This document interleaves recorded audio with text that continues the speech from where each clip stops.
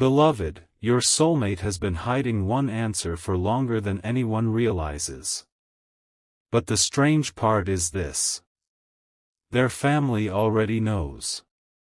They know whose name changes your soulmate's expression. They know who comes to mind whenever marriage is mentioned. And recently, during a conversation your soulmate never expected to become serious, someone in their family finally asked the question no one had been brave enough to ask before. If you had complete freedom. If nobody judged you, nobody pressured you, and nobody tried to choose for you, who would you actually marry? The room went quiet. Your soulmate didn't laugh. They didn't change the subject. They didn't pretend they hadn't heard. Instead, they looked down. And in that silence, everyone understood there was already someone in their heart. You. But what happened next is the reason your soulmate can no longer keep this hidden. Because someone sitting in that room already knew your name. And they had known for months. Your soulmate thought they had been careful. They thought no one noticed the nights they became unusually quiet. No one noticed how they checked their phone after certain conversations. No one noticed how their mood changed whenever someone casually mentioned relationships, weddings, or the future. But families notice things people believe they are hiding.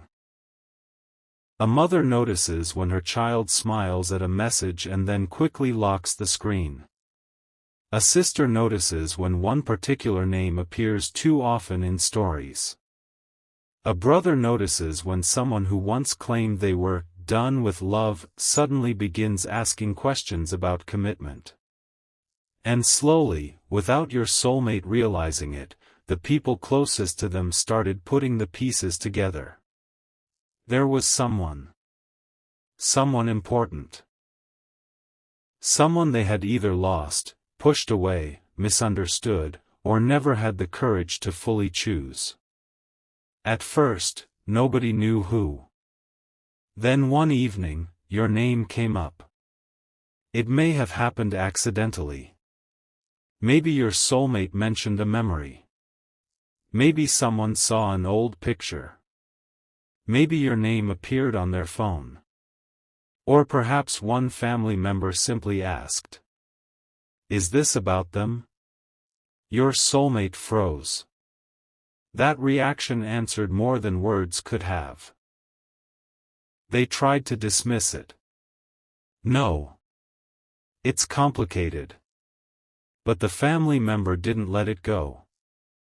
Complicated doesn't mean you don't love someone. Your soulmate said nothing. And that silence became the beginning of everything. Because from that moment, at least one person in their family understood the truth. Your soulmate had never completely moved on from you. They had learned how to function without talking about you. That was different. They had learned how to wake up, work, laugh, answer messages, attend family events, and pretend their future was still wide open. But privately, whenever they imagined something permanent, something inside them always returned to the same question. What would life have looked like if you were still beside them? That question became especially difficult when marriage entered the conversation. At first, it was casual. Someone announced an engagement. A cousin started planning a wedding.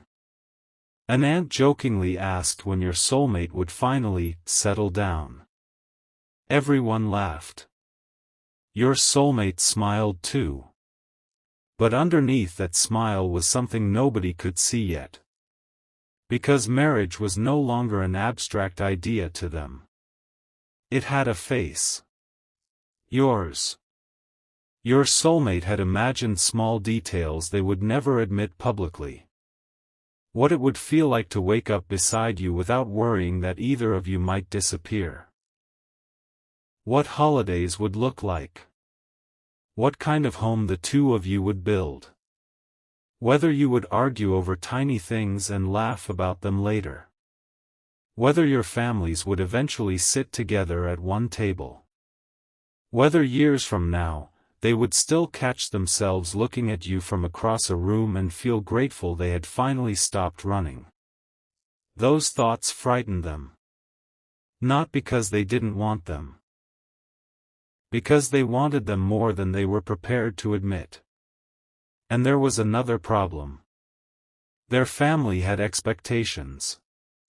Maybe there was someone they preferred. Maybe they believed your soulmate should choose a person with a certain career, background, personality, or lifestyle. Perhaps an introduction had already been suggested. Perhaps someone kept saying, "You need someone stable. You need someone uncomplicated. You need to stop thinking about the past." Your soulmate heard every word. And for a while, they tried to agree. They told themselves love should be practical. Predictable. Easy. They told themselves maybe choosing someone who didn't affect them so deeply would be safer. But safety and love are not always the same thing. And the harder your soulmate tried to imagine marrying someone else, the clearer one uncomfortable truth became. They could picture the wedding. They could picture the photographs. They could picture smiling while relatives celebrated around them. But when they imagined the person standing across from them, their heart resisted. Because that face wasn't yours. That realization terrified them. They began asking themselves questions they had avoided for a long time. Was losing you really what they wanted? Or had they simply allowed fear, pride, timing, and other people's opinions to make decisions for them? Were the problems between you truly impossible? Or had both of you been emotionally exhausted and misunderstood each other at the worst possible moment? And if there was still a chance to tell you the truth, how much longer could they remain silent before someone else became part of your future? That last question changed everything. Your soulmate started realizing that while they were taking time to figure things out, your life had continued. You were not frozen in the moment they left you. You were growing, changing, healing, meeting people, building a life they might no longer have access to.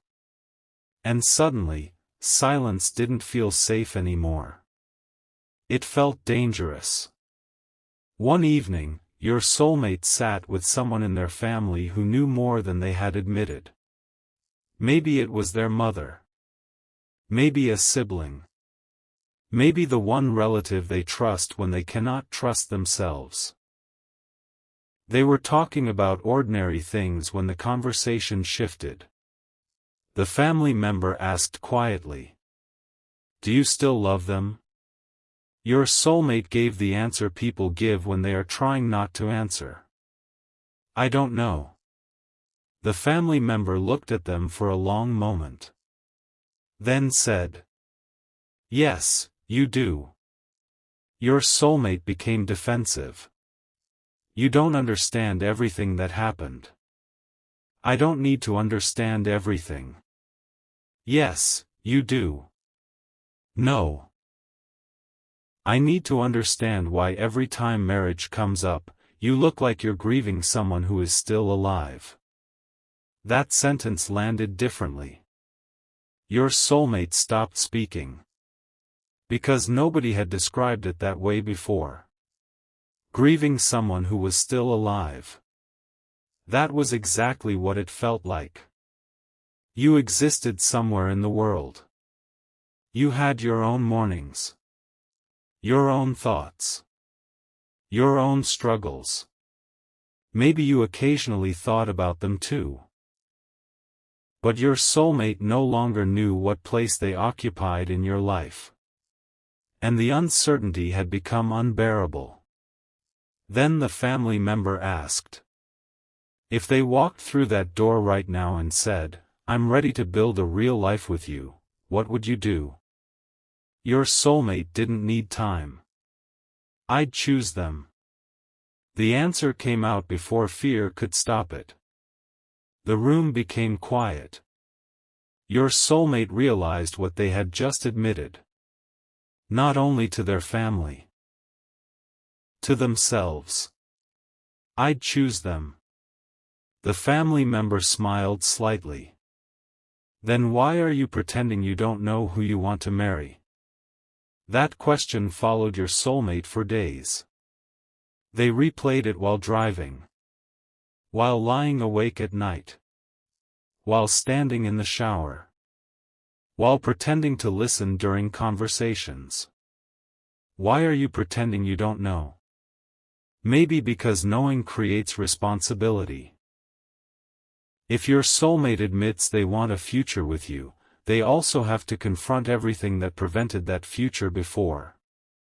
Their mistakes. Their fear. Their silence. Their inconsistency.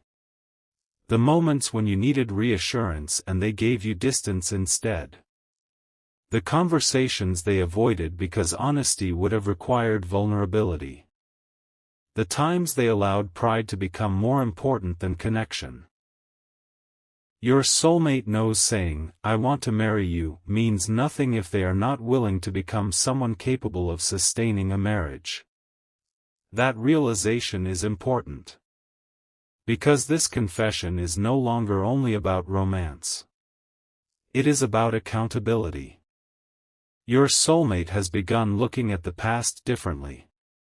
They remember conversations they once blamed entirely on you. Now they can see the parts where they shut down. They remember moments when you asked simple questions. Where is this going? Do you actually want me in your life? Why do I feel like I'm fighting for something you refuse to name?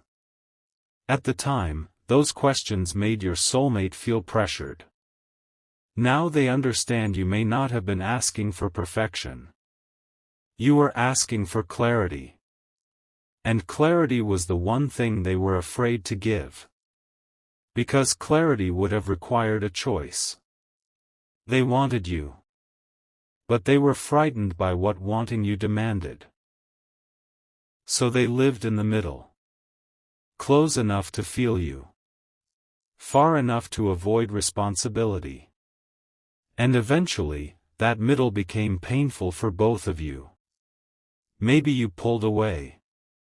Maybe you stopped answering the way you used to. Maybe your soulmate interpreted your distance as proof that you didn't care. But recently, they started understanding something they failed to see before. Sometimes people walk away not because they stopped loving someone, but because staying without security hurts too much.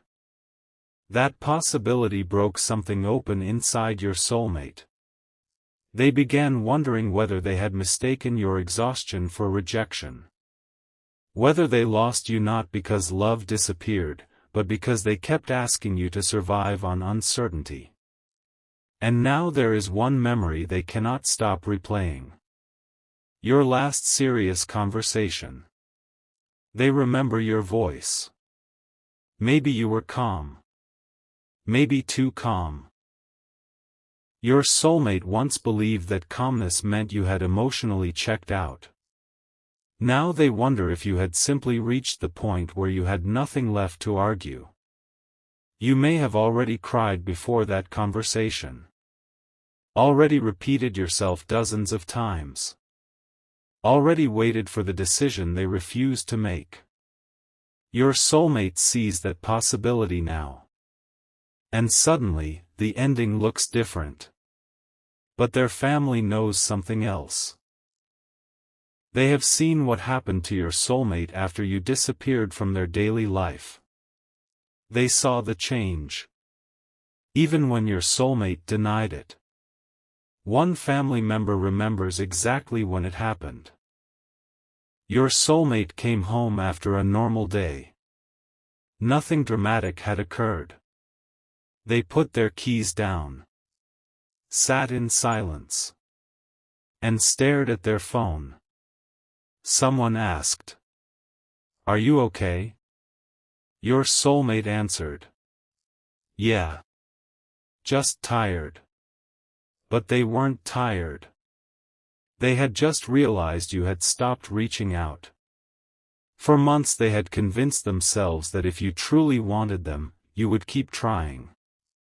Then you stopped. And instead of feeling relieved, they panicked. Because your silence forced them to experience what they had made you experience. Uncertainty. Now they didn't know if you cared. They didn't know if you were coming back. They didn't know if someone else had your attention. They didn't know whether they had already waited too long. Their family watched all of it. That is why, when marriage entered the conversation recently, some of them already knew the answer. They may not know every detail of your story. But they know your soulmate's heart never completely left you. And now the family is divided. One person believes your soulmate should contact you immediately. Another believes reopening the past could cause more pain. Someone may even think your soulmate should move on and accept the safer choice placed in front of them. That disagreement created a conversation far more intense than your soulmate expected. One person said, "You cannot build a marriage on regret." Another replied, "And you cannot build one while loving somebody else." Your soulmate sat there listening. Then someone asked them directly, "If we stopped giving you opinions, what would you choose?" This time, your soulmate lifted their head. No hesitation. No careful wording. No attempt to protect anyone's feelings. They said your name. Not loudly, but clearly enough. And once your name was spoken, the entire conversation changed. Because the secret was no longer a secret. Your soulmate finally admitted, "That's who I wanted. That's who I still think about." Someone asked, "Then why aren't you together?" Your soulmate looked away. Because the answer was complicated. "I hurt them." That was the first time your soulmate said it that simply. Not, "We both made mistakes." Not, "Things got complicated." Not, "The timing was bad." "I hurt them." The family member waited. Your soulmate continued, "I kept thinking I had more time." That sentence may be the most important part of everything. Your soulmate thought there would always be another conversation. Another chance. Another late-night message. Another moment when you would still be there waiting for them to finally decide. But love does not give unlimited extensions. And your soulmate understands that now. There is something else happening too. Someone recently asked about your life. A mutual connection. An old friend. A relative. Maybe they heard that you seem happier now. Maybe they heard you have been focusing on yourself. Maybe your name appeared in a conversation where your soulmate wasn't expected to react. But they did. They asked one question too quickly. Are they seeing someone? The person answering noticed. So you still care? Your soulmate tried to smile. I'm just asking. But everyone knows, just asking rarely sounds like that. They didn't receive a clear answer. And strangely, not knowing made everything worse. Because now your soulmate is imagining a future they once thought would always be available suddenly belonging to someone else. Someone else sitting beside you at family gatherings. Someone else receiving the morning messages they once took for granted. Someone else knowing what makes you laugh when you are trying not to. Someone else standing across from you one day while you say vows your soulmate once imagined hearing. That image finally pushed them toward a decision. They cannot remain silent forever. But the confession they are preparing is not going to be simple. They know they cannot contact you and pretend nothing happened.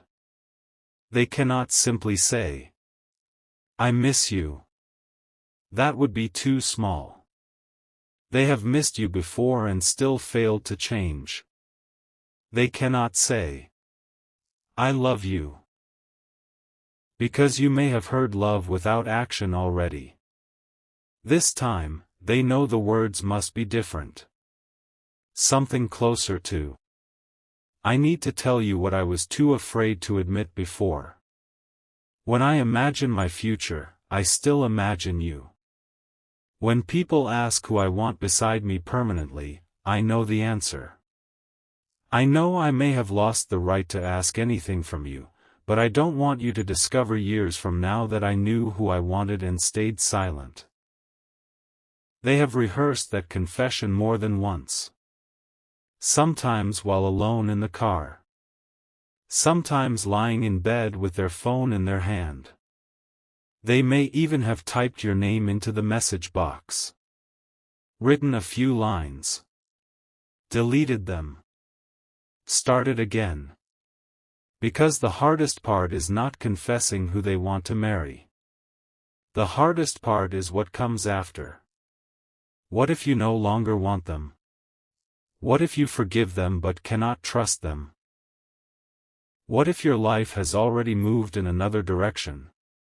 What if they finally become honest exactly when honesty is no longer enough? Their family has asked those questions too. And one person gave your soulmate advice they did not expect. Don't contact them to control the outcome. Contact them because they deserve the truth. Your soulmate has been thinking about that sentence. Because maybe the purpose of this confession is not to pressure you into reunion. Maybe it is to finally give you what they withheld for too long. Honesty. If they want you, say it. If they regret what happened, own it. If marriage is what they imagine, admit it. And if you decide their confession came too late, they will have to respect that too. That is the part showing real change. Love is not proving you can make someone stay. Love is being honest enough to let them choose freely. And your soulmate is beginning to understand that. There was another family conversation recently. Quieter this time. Your soulmate was sitting with the same person who first realized the truth. The family member asked, "Are you going to tell them?" Your soulmate answered, "I'm scared." Of what? That they won't feel the same anymore. The family member nodded. Maybe they won't. Your soulmate looked hurt. Then the person continued. But if you stay silent, you already know what happens. Nothing. That was the moment your soulmate made the decision. They would rather know the truth than spend years wondering. And now there is only one thing left. Finding the courage to reach you. Your soulmate has already imagined how they want the conversation to begin. Not with drama. Not with promises they cannot guarantee. Just truth. "I owe you an honest conversation." Then they want to tell you about the family discussion. About the question. About your name leaving their mouth before they had time to protect themselves. About realizing everyone closest to them could see something they had spent months trying to hide. They want to tell you. When they asked who I really wanted to marry, I thought of you. But there is one sentence they are even more afraid to say. I think I knew it before I lost you. Because that admission carries the deepest regret. Your soulmate may have known what you meant to them even while they were pushing you away. They simply believed fear was a good enough reason not to act. It wasn't. And now they know it. Perhaps you are listening to this story thinking, if they really wanted me, why did they make it so difficult? That is a fair question. Wanting someone and knowing how to love them well are not the same thing. Your soulmate may have loved you while still being emotionally unprepared. They may have wanted permanence while behaving inconsistently. And you should never confuse someone's private feelings with a guarantee of a healthy future. A real second chance would require more than a dramatic confession. It would require changed behavior. Patience. Accountability. Consistency. Trust rebuilt over time. And your soulmate knows that this is where words stop being enough. That is why their family's final question was not, do you love them? They already knew that answer. The real question was, if they give you another chance, what will you do differently? Your soulmate became silent. Then they started answering. I'll stop expecting them to guess what I feel. I'll stop disappearing when conversations become uncomfortable. I'll stop letting other people make decisions about my relationship. I'll listen before defending myself. And if I tell them I want a future, I'll act like someone building one. The family member watched them carefully. Then asked one last question. Are you ready to hear no? Your soulmate swallowed. And finally said, yes. Because they understand something now. If they truly love you, then your choice matters too. They cannot demand access to you because they finally found courage. They can only offer truth. Offer accountability. Offer a different version of themselves. And let you decide whether that version arrived in time. Still, despite all the fear, your soulmate feels strangely clear. For the first time, when someone asks what they want, they are not answering according to expectation. Not according to convenience. Not according to fear. They know whose hand they imagined holding. Whose laughter they imagined hearing inside their home. Whose face appeared whenever they thought about promises that lasted decades instead of months. Yours. And their family knows. Some have known longer than your soulmate realized. They saw your absence become a presence in every conversation about the future. They watched your soulmate try to move forward while still looking backward. And now they are waiting too. Waiting to see whether your soulmate will finally do what fear stopped them from doing before. Tell you. Not indirectly. Not through someone else. Not through hints. Directly. There may soon be a message with your name at the top. Maybe a phone call. Maybe a request to meet. And if that moment comes, the most important thing will not be the words, I want to marry you. The important thing will be everything surrounding those words. Are they accountable? Are they clear? Have they changed? Do their actions finally match the future they claim they want? Because the family already knowing is only the beginning. The real story starts when you know too. And somewhere tonight, your soulmate may be staring at a message they have written and rewritten countless times. Their finger hovering over send. Their heart beating faster than they expected. Because they finally understand that one decision could change the direction of two lives. The message begins simply. I need to tell you something my family already knows. And beneath that sentence, your name is attached to a future they were once too afraid to admit they wanted.